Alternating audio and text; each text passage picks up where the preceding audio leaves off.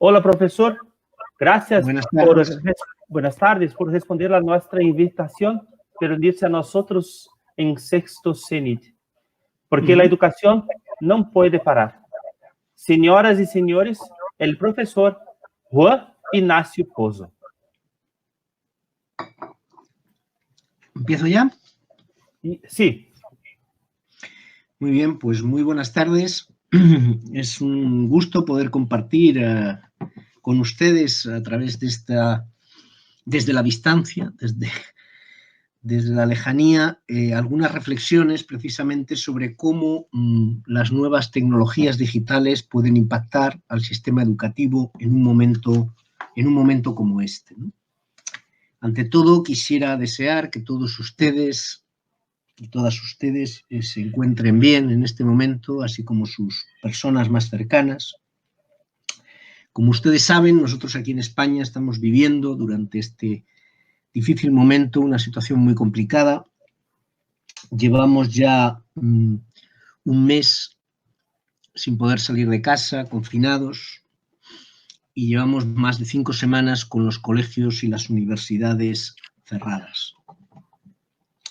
Así que este va a ser una situación muy difícil, de la que sin duda saldremos, pero saldremos todos cambiados, saldremos todos distintos. Y no solamente saldremos distintos cada uno de nosotros, sino sospecho que el propio sistema educativo se encontrará o se está enfrentando a una situación crítica de la que necesariamente debemos aprender, ¿no? De forma repentina, al menos aquí en España, prácticamente todos los profesores se han visto obligados a recurrir a recursos y tecnologías digitales para afrontar su tarea en condiciones difíciles, porque por un lado la mayor parte de ellos probablemente no están habituados a utilizar este tipo de recursos. En segundo lugar, porque no todos sus alumnos y alumnas tienen los mismos recursos, digamos, informáticos en sus casas, en sus domicilios, para poder seguir y practicar o continuar con el proceso de aprendizaje y de enseñanza. Pero sobre todo porque yo creo que esta situación nos obliga a repensar formas de enseñar y de aprender que venimos dando por supuestas y que, sin embargo, probablemente no responden ya a las necesidades de la sociedad en la que estamos, ¿no? Por ello, yo quiero aprovechar esta situación para hacer una reflexión sobre hasta qué punto, como señala el título de la presentación, las tecnologías digitales nos pueden ayudar a mejorar las formas de pensar y aprender de nuestros alumnos. Y si es así, ¿cómo debemos incorporarlas al aula y de qué manera debemos trabajarlas? Digamos que al respecto de la función de las tecnologías de la información y la comunicación, en su relación con el aprendizaje o con la educación, hay dos visiones, ¿no?, que se pueden recoger, digamos, en la literatura, en la investigación y probablemente en las propias experiencias de los docentes y las docentes.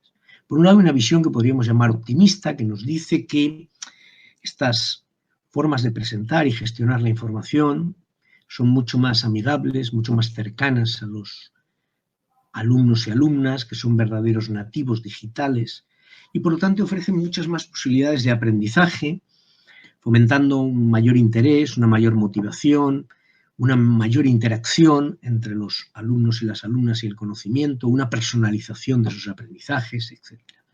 Frente a esta visión optimista que nos dice que, en el fondo, en la medida en que nuestros alumnos y alumnas son nativos digitales, pues están más familiarizados con el acceso a la información a través de la cultura digital, frente a esta posición hay una visión más bien pesimista que nos dice que a través de estas tecnologías se generan formas de pensar, de hacer, de conocer superficiales, inmediatas y reflexivas, y que en el fondo el uso masivo de estas tecnologías entorpece un aprendizaje profundo, complejo y, en definitiva, significativo y relevante, ¿no?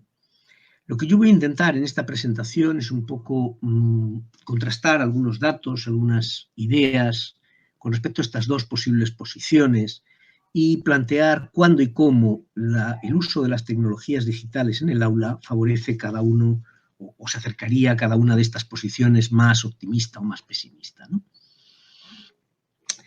Lo cierto es que la escuela, si pensamos un poco en ella, y pienso sobre todo, y quisiera compartir sobre todo la idea de pensar en la escuela como el espacio de la educación para todos y todas, es decir, estoy pensando en la educación general, en la educación primaria, en la educación secundaria especialmente, en la educación como parte del proceso de formación ciudadana, de formar ciudadanos y ciudadanas para una sociedad compleja, para una sociedad cambiante. Digamos que no es claro, digamos, no es difícil entender que la escuela que tenemos es sobre todo un producto de la cultura impresa, del libro, que se basa en una serie de supuestos de identidad, de concepción epistemológica, de gestión del conocimiento, del tipo de lenguaje dominante, que no son precisamente los que predominan en la cultura digital, ¿no? Mientras la escuela, como digo, se basa en el libro todavía, en el texto escrito, y en ella predomina, querámoslo o no, todavía una concepción más bien objetivista, un conocimiento adquirido de manera individual, separado, compartimentalizado, no integrado, sobre todo basado en la palabra, en el texto escrito, en la cultura verbal.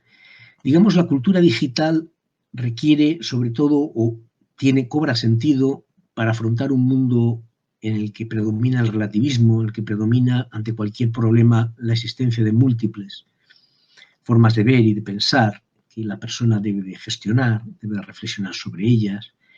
Un mundo en el que el conocimiento, las personas que conocen, que aprenden, están conectadas siempre entre sí, en el que el conocimiento no lo tiene una persona, no lo tiene el saber, no lo tiene el docente ni el libro, sino que está distribuido socialmente, en la que hay una pluralidad de lenguajes, de códigos, a través de los que transmitir esa información.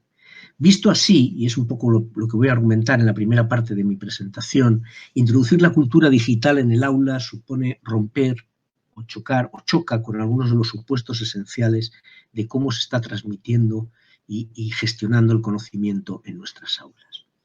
Hace ya algunos años, mi compañero Carles Monereo y yo acuñamos una frase que ha tenido un cierto eco, que yo creo que todavía lamentablemente es cierta, y es la que ustedes pueden ver ahora en la pantalla, que dice que la escuela enseña contenidos del siglo XIX con profesores del siglo XX a alumnos del siglo XXI. Esta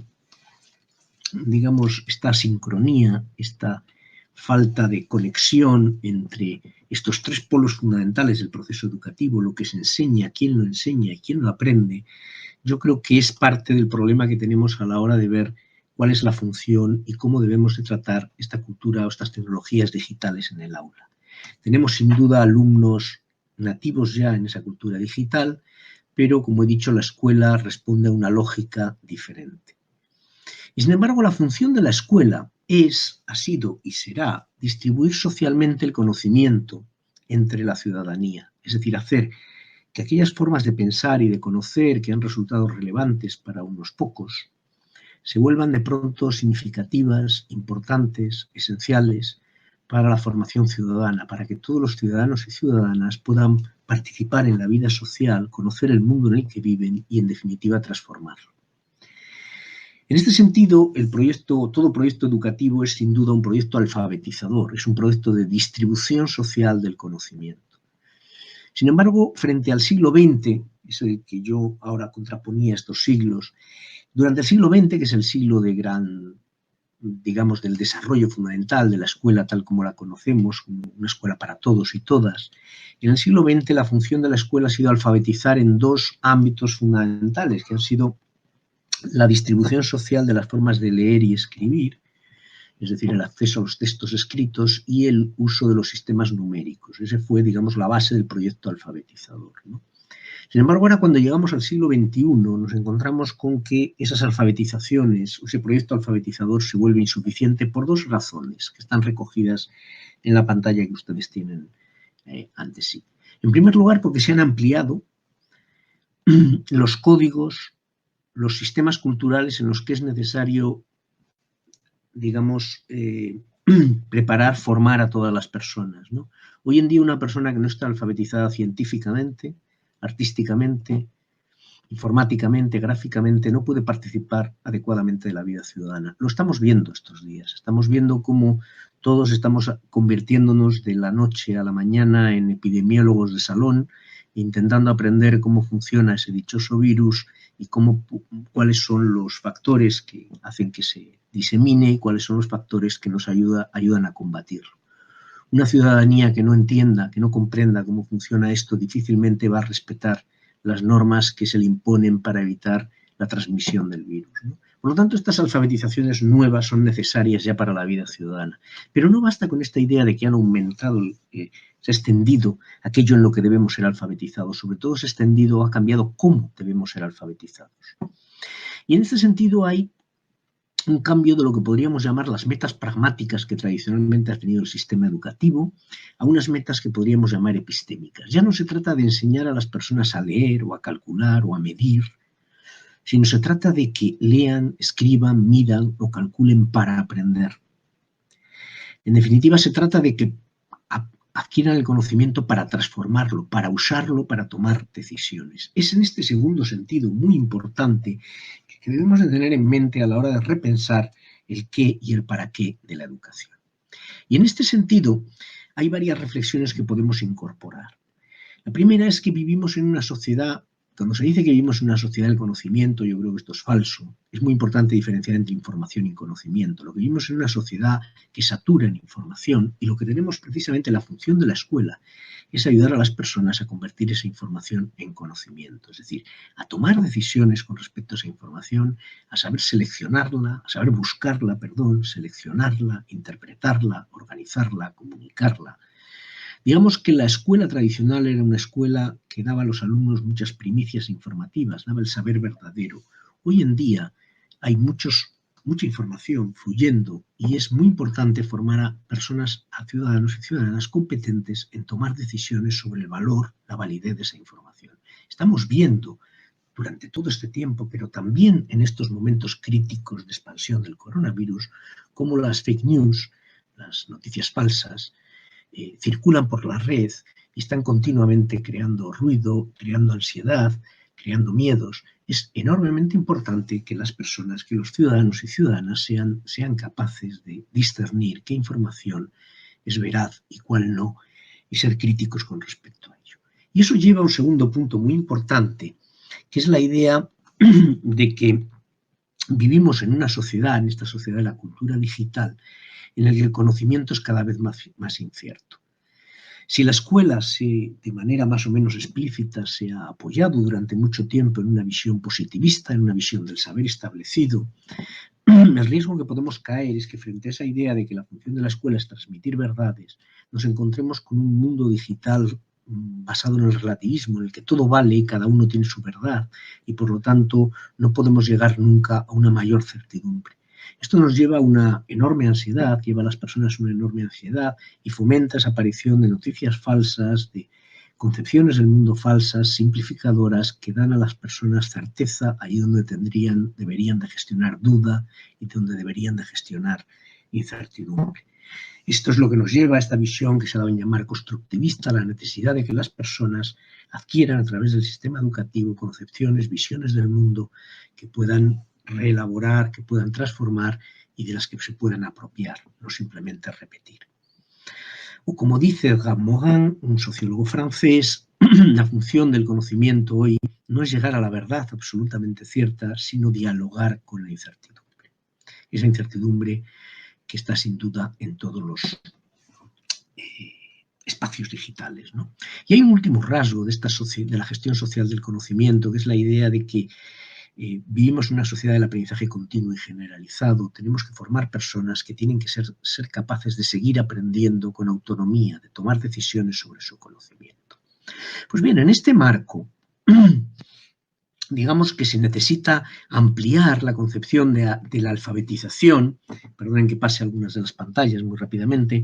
Se necesita cambiar esa concepción de la cultura impresa o de la cultura que ha predominado en la escuela hacia una cultura digital. ¿Qué cambio supone esto en el marco de la de la escuela la introducción de las tecnologías de la información y la comunicación. Como decía al comienzo, vemos aquí que estas dos visiones, la optimista y la pesimista, la que piensa que precisamente en la medida en que la sociedad se abre a sus espacios digitales, introducir esas formas de gestionar el conocimiento en la escuela va a acercar a los alumnos al conocimiento profundo, al conocimiento significativo en el marco de esta sociedad, y la visión más pesimista que dice que es muy difícil incorporar hoy en día esas tecnologías tal como las conocemos porque conducen precisamente a formas de conocimiento más simplificadoras. Bien, cada uno puede tener aquí podríamos en este momento, si tuviéramos más tiempo, tuviéramos en un espacio más interactivo de tener la presentación y que cada uno de nosotros pues fuera rellenando sus propias ideas sobre en qué aspectos las TICs favorecen el aprendizaje y en qué aspectos los perjudican, porque probablemente la cuestión no es todo nada, sino está llena de sutilezas y de matices, ¿no? Como no tenemos ese tiempo, pues voy a intentar avanzarles por mi parte lo que sabemos hoy en día al respecto, o algunas de las ideas que sabemos al respecto desde la psicología del aprendizaje, que es el ámbito en el que yo soy especialista. Quienes piensan, como por ejemplo Collis y Halverson, que el aprendizaje digital puede mejorar profundamente las formas de aprender en el aula, mencionan una serie de rasgos característicos de esta forma de aprender basada en las tecnologías digitales. Por ejemplo, la idea de que se produce un aprendizaje en tiempo real, es decir, que a medida que el aprendiz va realizando acciones, ve inmediatamente sus consecuencias sobre los objetos de aprendizaje. La idea de que podemos diseñar espacios de aprendizaje adaptados a cada uno de los aprendices, individualizar o personalizar el aprendizaje, en lugar de estar leyendo e interactuando todos con los mismos textos, cada uno podría interactuar con informaciones, datos y espacios más adecuados a sus propias creencias, intereses, preferencias ante una tarea. La idea de que puede conceder o dar el control del aprendizaje al propio alumno o a la propia alumna, que se hace así, digamos, gestor de su propio aprendizaje. La idea de que es un aprendizaje que se produce siempre en un proceso de interacción, de diálogo por un lado con los materiales digitales, diálogo con otros, es un aprendizaje mucho más abierto. La propia posibilidad de diseñar los materiales educativos adaptados, como he dicho antes, a cada alumno permite profundizar en el célebre concepto vygotsquiano de andamiaje, bueno, no vygotsquiano, pero desarrollado a partir de la teoría de Vygotsky de andamiaje, es decir, de construir ayudas adecuadas para cada uno de los alumnos de manera más personalizada, a partir de un diagnóstico de las capacidades y potencialidades de cada alumno, que los materiales de aprendizaje se adapten a ese alumno. Permite incorporar juegos, simulaciones, espacios gamificados que no son posibles en el mundo real y que permiten, sin embargo, simular acciones y ver las consecuencias de ellas. Se basan también en lenguajes o en códigos multimedia, en códigos en una pluralidad de integración de una pluralidad de lenguajes y permiten, digamos, hacer público el conocimiento y compartirlo con facilidad con otras personas, ¿no? Pero claro, frente a estos rasgos positivos, desde otra perspectiva, diversos autores, analizando realmente cómo usan los adolescentes, los chicos, las chicas, los alumnos y alumnas estas tecnologías, destacan una serie de riesgos que estas tecnologías incorporadas tanto a la vida cotidiana como en algún caso a la educación pueden generar, ¿no? Entre ellas estaría, por ejemplo, que se ha destacado las dificultades en la gestión de la atención, dada el carácter inmediato de la presentación de la información en estos contextos, su carácter, digamos, no hay tiempo para reflexionar, todos lo sabemos, muchos de estos formatos tienen una gran inmediatez y ante ellos hay que responder de manera inmediata. Hay una saturación de información. Uno de los problemas, por ejemplo, es que las tecnologías digitales producen esto que se ha dado en llamar la mente multipantalla, el que los jóvenes estén procesando muchas informaciones a la vez, lo cual parece demostrado, hay datos que muestran que eso lleva a un procesamiento bastante superficial de cada uno de esos ámbitos y a una falta de concentración.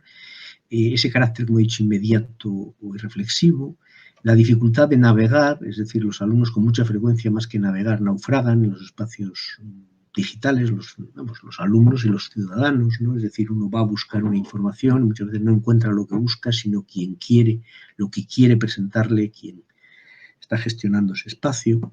La infosicación informativa, es decir, en la aparición de informaciones, como he mencionado antes, no solo las fake news, sino otros muchos formatos de presentación de la información que producen sesgos, que lastiman seriamente la formación ciudadana. Sabemos hoy en día que el papel que ha jugado Facebook, que han jugado otras redes sociales en la difusión de bulos, de falsas noticias, de mentiras y de claramente la construcción de sesgos sociales en el procesamiento de la información es muy, muy inquietante. Se generan también patologías comunicacionales. Hay bastantes datos también que abundan en que el carácter inmediato de refuerzo continuo con los likes de muchas redes sociales hace que los adolescentes y los jóvenes se preocupen mucho de cómo está siendo recibida su imagen y por lo tanto estén excesivamente obsesionados con las consecuencias inmediatas de sus acciones de cara a su imagen, con las consecuencias negativas que esto puede tener.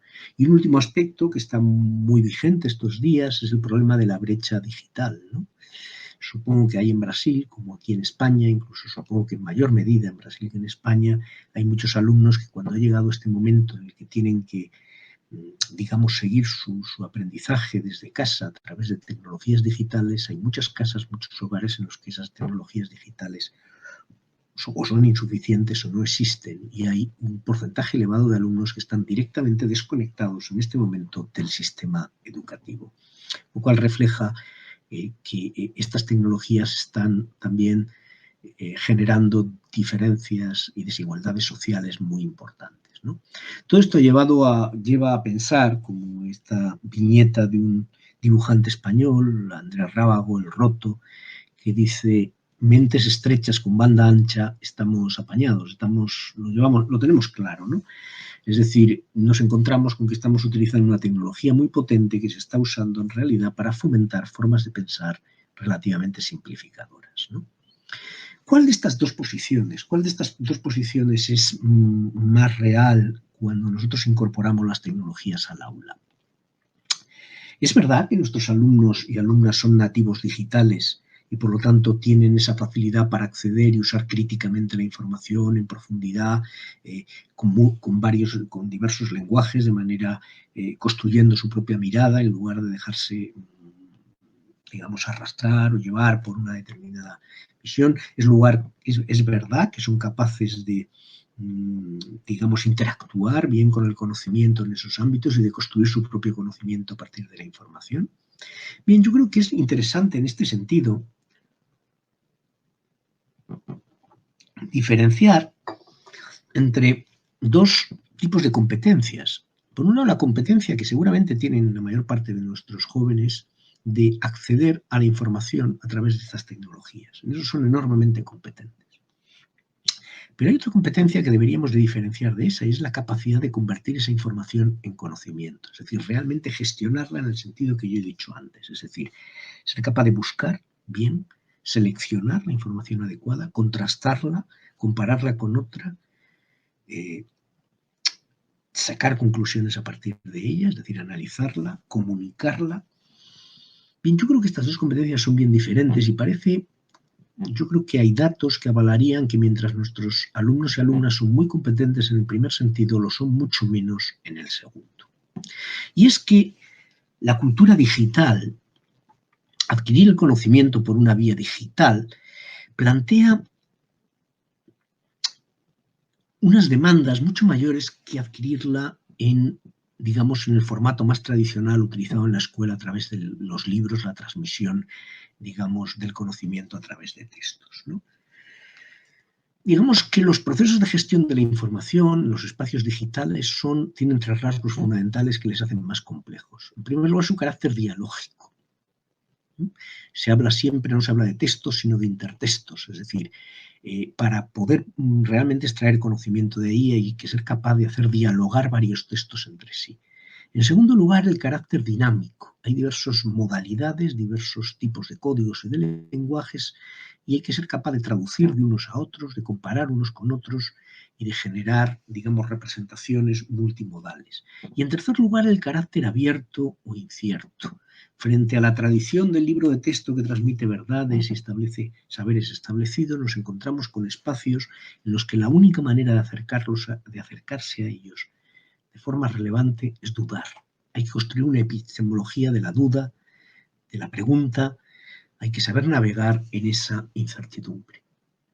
Este es un momento muy claro para vivir eso. Cualquiera que nos afirme en este momento que tiene una respuesta a esta situación, que sabe qué va a pasar de aquí a 2 meses, a 3 meses o a 6 meses, hay que convenir en que nos está engañando, porque hace 2 meses, 3 meses o 4 meses nadie predijo esta situación. Por lo tanto, son situaciones muy inciertas con las que hay que saber convivir en todos los sentidos, ¿no? Y eso es un poco lo que caracteriza a este mundo digital en el que estamos. Pues bien, al respecto, hay algunos datos, por ejemplo, de un estudio que se realizó hace unos años al hilo de estos famosos trabajos realizados por la OCDE, los conocidos como los informes PISA, que sabrán ustedes que son esas investigaciones que se hacen con respecto para estudiar las competencias que tienen nuestros adolescentes de 15 años en varios ámbitos, como son la lectura, el conocimiento matemático y el científico. En uno de esos estudios lo que se hizo fue comparar la lectura, digamos, tradicional de textos con la lectura digital en los jóvenes. Partiendo de esta idea de que los jóvenes son nativos digitales, podríamos suponer en principio que dado que están habituados a interactuar en espacios digitales, serían más capaces de leer y de comprender la información, de procesarla en esos espacios que en los tradicionales espacios librescos que pertenecen a esa cultura de otro siglo que yo mencionaba al comienzo de esta presentación. Pero, sin embargo, el estudio realizado por PISA, o el informe PISA realizado por la OCDE, que ha sido luego refrendado por otros estudios, mostró que las cosas no eran así, al contrario. En la mayor parte de los países participantes, los alumnos y alumnas leían peor los textos digitales que los textos impresos. ¿Y por qué? Creo que lo que acabo de presentar anteriormente nos puede ayudar a entenderlos.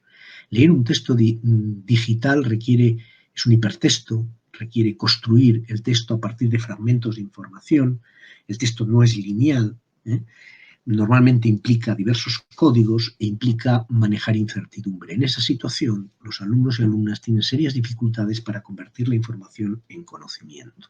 En cambio, en el texto tradicional, la información viene mucho más lineal, más organizada y está más orientada a promover un aprendizaje más claro. En la mayoría de los países, además, los mejores lectores online son aquellos que regularmente leen una gran variedad de material impreso. Es decir, no hay que pensar que el texto escrito y el texto digital se oponen, sino al contrario, se complementan.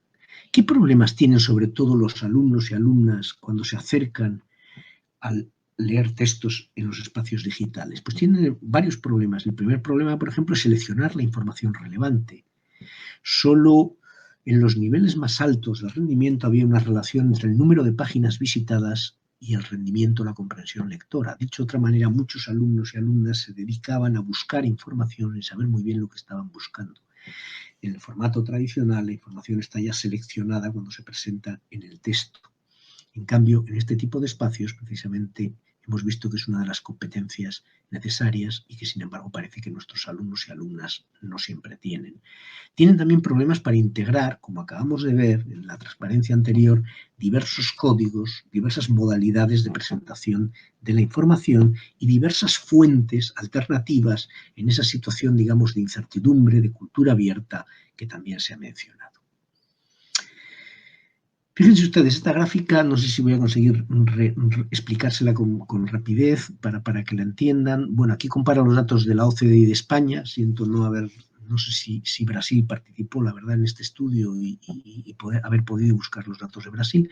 Pero básicamente aquí lo que se refleja es el rendimiento lector, digamos, en la línea vertical y en la línea horizontal la frecuencia con la que los alumnos usaban, digamos, las tecnologías, la computadora, las tecnologías digitales en casa a la hora de trabajar, de estudiar o simplemente de interactuar con la información. Lo que ustedes pueden ver ahí es que es una curva con una forma muy característica en la que los alumnos que tienen mejor rendimiento en comprensión lectora son los que tienen un uso intermedio de esas tecnologías, no quienes más lo usan y quienes menos lo usan. Esto es en casa, pero fíjense ustedes en la siguiente gráfica. La siguiente gráfica representa el rendimiento escolar, el rendimiento en comprensión digital, comprensión lectora digital, en función de la frecuencia con la que esas tecnologías se usan en el aula. Miren ustedes los datos son demoledores. Lo que nos están mostrando es que cuanto más se usan esas tecnologías en el aula, peor leen los alumnos. Esto nos debe hacer pensar que realmente, tal como se están utilizando esas tecnologías en el aula, no están favoreciendo un mejor aprendizaje. Y ha llevado al propio director de educación de la OCDE, Andreas Schleicher, a hacer la afirmación que ustedes leen ahí. La tecnología en las aulas es todavía más perjudicial que beneficiosa. Esto lo dice uno de los máximos estudiosos de los procesos educativos actualmente. Y desde luego es una frase con un contenido muy inquietante en un momento como el que estamos viviendo ahora. Bien, hemos repasado estas dificultades y las alternativas. Esto no quiere decir, yo no estoy totalmente de acuerdo con esta frase de Andreas Schleicher, creo sí que hoy en día la mayor parte de los usos son unos usos que no favorecen un verdadero aprendizaje, pero creo que podríamos repensar las formas de utilizar las tecnologías para generar verdaderamente esa transición de la información al conocimiento. Y creo que hay tres factores fundamentales o tres tipos de prácticas que deberíamos de promover a la hora de usar estas tecnologías en las aulas. Digamos que hay varios estudios que muestran que el uso que se hace de las tecnologías en las aulas es muchas veces reproductivo, es decir, tiene como función presentar, facilitar, agilizar el acceso a la información, más que ayudar a los alumnos a transformar esa información en conocimiento, es decir, a dialogar con ella, a convertir esa información, digamos, como he dicho, en verdadero conocimiento. Esto probablemente es un tema muy interesante estudiar en estos momentos actuales. ¿Qué están haciendo los docentes con estas tecnologías? Y parece que en muchos casos las están utilizando para suplir las clases que no pueden dar, no para generar otras formas de interactuar con la información y el conocimiento. Debemos de pasar también de una enseñanza logocéntrica basada solo en la palabra a una enseñanza que utilice múltiples códigos y lenguajes para representar y comunicar el conocimiento e la información. Y debemos, en definitiva, pasar de un uso que yo llamaría pragmático, dirigido al éxito, dirigido a lograr un resultado determinado, a un uso epistémico de las TICs. Recuerden ustedes aquella idea que yo mencionaba hace unos minutos del paso de una alfabetización pragmática, aprender a leer, a una alfabetización epistémica, leer para aprender. Pues en este sentido las TICs deberían de servir no solamente para acceder a la información, sino para, como he dicho varias veces, generar conocimiento.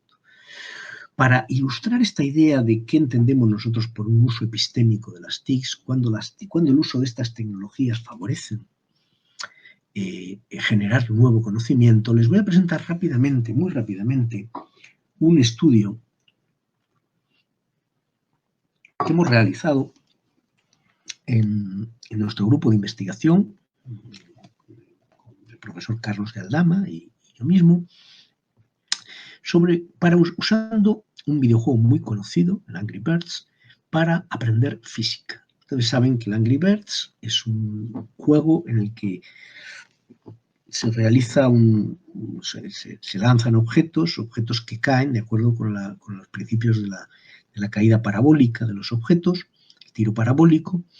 Y claro, nos podemos encontrar, lo que nosotros nos planteábamos es que si en lugar de enseñar la física siguiendo los formatos tradicionales de la formulación y la abstracción y el uso de lenguajes simbólicos, completamos o añadimos a este uso de conceptos la manipulación de escenarios que nos permiten poner a prueba nuestras propias creencias sobre cómo caen los objetos y cómo podemos manipular esa caída de los objetos. no se aprenderá mejor la física, no se comprenderán mejor los principios que subyacen a la física, pero la idea que nosotros tenemos es que lo importante no es utilizar el videojuego, sino para qué se utiliza. Y en ese sentido, en la investigación, lo que nosotros hicimos fue intentar contrastar varios grupos, en el cual teníamos un grupo que estudiaba física de una manera tradicional, con el libro de texto, otro grupo que jugaba al Angry Birds sin ninguna instrucción adicional, y un tercer grupo que era el que a nosotros nos interesaba, que luego se desdoblaba en dos grupos de aprendizaje cooperativo y no, pero eso no lo voy a explicar ahora aquí, un grupo que jugaba al Angry Birds, pero jugaba con fines epistémicos. ¿Qué quiere decir con fines epistémicos? Cuando uno juega un videojuego, la meta es pragmática, la meta es tener éxito, pasar pantalla. Cuando uno juega con metas epistémicas, la meta es adquirir conocimiento. Y en este caso el conocimiento se traducía en que el grupo que jugaba con metas epistémicas se le planteaba como meta, el diseño experimental, explicar a un compañero o compañera qué tenía que hacer para tener éxito en el juego. Y resulta que estos alumnos que se enfrentaban a este juego epistémico tenían no tanto que pasar pantalla como comprender por qué la estaban pasando o por qué no. Intentar entender la lógica que subyacía a la caída de los objetos, a la caída de los objetos. Bueno, pues había en definitiva cuatro grupos, insisto, había dos grupos experimentales, uno que trabaja por parejas y otro individual, que tenían estas metas epistémicas. Había un grupo de juego libre, meta pragmática, y había un grupo de control que simplemente o que estudiaba con el formato tradicional. Sin poder detenerme mucho más, ahí tienen ustedes la referencia del trabajo recién publicado, donde pueden encontrar mayor detalle. Lo que nosotros nos encontrábamos es que el grupo de juego tradicional, digamos el grupo de juego pragmático, el que jugaba simplemente sin instrucciones, no aprendía más que el grupo que estudiaba con el libro de texto. Ahora bien, quienes jugaban guiados por metas epistémicas, es decir, quienes jugaban pensando en ayudar a otros a comprender, y en definitiva tenían que comprender, mejoraban a la hora de considerar las variables que estaban influyendo, la relación entre esas variables en términos de explicaciones y una mayor comprensión de algunos de los conceptos implicados, como por ejemplo en este caso ángulo o distancia. Sin embargo, había otros aspectos en los que no logramos los resultados deseados, no logramos cambiar algunas de las misconceptions o de las ideas básicas, por ejemplo, sobre la influencia de la masa en la caída de los objetos, o no logramos un efecto del trabajo, digamos, en parejas, porque probablemente no fueron debidamente o no instruimos adecuadamente a los alumnos en el aprendizaje cooperativo. Pero en definitiva, lo que intento mostrar con este ejemplo es que solamente cuando estas tecnologías se usan con fines epistémicos, cosa que solamente cuando estas tecnologías se utilizan con fines epistémicos producen verdadero aprendizaje. Y claro, en los contextos de la vida diaria, los alumnos están guiados por metas pragmáticas a la hora de utilizar estos recursos digitales. Por lo tanto, la escuela tiene que construir un espacio nuevo, diferente, de gestión de la información digital. Esta sería la clave del uso de estas tecnologías, que resumiría en 3 o 4 principios, y con ello ya voy terminando, ¿no? Si queremos que estas tecnologías transformen la mente de los alumnos, debemos construir espacios escolares en los que sirvan para transformar el conocimiento y para dialogar con él, es decir, para generar metas epistémicas y no solo para transmitir ese conocimiento o esa información. Pero para lograr ese cambio debemos de cambiar nuestras propias mentalidades e identidades docentes. Debemos asumir que nuestra función ya no es proporcionar a los alumnos información, que eso lo hacen mejor las tecnologías que nosotros. Google sabe más que cualquier docente en términos de información. Lo que no tiene es la capacidad de organizar esa información para convertirla en conocimiento. Si se trata de acceder a información, hoy en día, digamos, las tecnologías digitales son una vía mucho más potente que lo que está logrando el aula. Pero si se trata de convertir la información en conocimiento, esas tecnologías digitales son insuficientes si no las completamos, las añadimos o las desarrollamos a través de formas de actuar más dirigidas a esa gestión del conocimiento.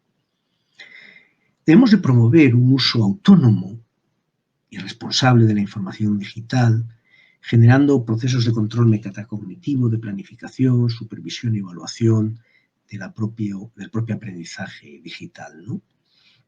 De esta forma, Las TIC se convertirán en un recurso fundamental no solamente para los alumnos, sino para los propios docentes, que en lugar de sustituir, de tener la función de sustituirles, hagan posibles tareas diferentes, una forma distinta de gestionar el conocimiento. No tendríamos que dedicar tanto tiempo a transmitir información que es fácilmente accesible en esos espacios y podríamos dedicarlo a otras formas de gestionar el conocimiento. En definitiva, y para cerrar, me gustaría leerles un texto de un escritor español, que se llama Juan José Millás, que hace una aguda reflexión. Ya pueden ustedes ver que el texto es de hace casi 20 años, ¿no? Y hace una aguda reflexión hacia las relaciones entre lo que podríamos llamar el mundo analógico, la escuela analógica, en nuestro caso, y la escuela digital, ¿no? Dice este texto: hay individuos que hacen jornadas analógicas de 8 o 9 horas y luego se gastan todo lo que ganan en diversiones digitales. Quiere decirse que al volver del trabajo entran en Internet y se dejan la tarjeta de crédito en sexo o en medicina virtual. Por el contrario, hay gente que tiene su negocio en la red, pero que derrocha... Bueno, están entrando mensajes. Hay gente que tiene su negocio en la red, pero que derrocha el dinero obtenido con los bits en bares analógicos o en médicos reales, de los que te auscultan y te toman la atención en directo. No sabemos quiénes son más felices, si quienes se ganan la vida en átomos y se la gastan en bits, o quienes se la ganan en bits y se la gastan en átomos. Lo cierto es que hay un trasiego agotador entre una realidad y otra. Pese a ello, los entendidos afirman que las excursiones a la red se hacen todavía desde una mentalidad analógica, porque el hombre completamente digital aún no ha aparecido, aunque no se cansen de anunciar su advenimiento. Bien, estamos viviendo momentos en que la escuela analógica ha desaparecido y solo nos queda la escuela digital. Vamos a ver qué está sucediendo. A ver, seguramente habrá estudios e investigaciones que nos aclaren qué está sucediendo, pero deberíamos de apostar por una escuela en la que lo analógico y lo digital no solamente convivan, sino que se multipliquen y se mejoren. Muchas gracias por su atención. Termino la presentación, les dejo a partir también una mínima bibliografía por si quieren ampliar algunas de las ideas que he presentado. Muchas gracias.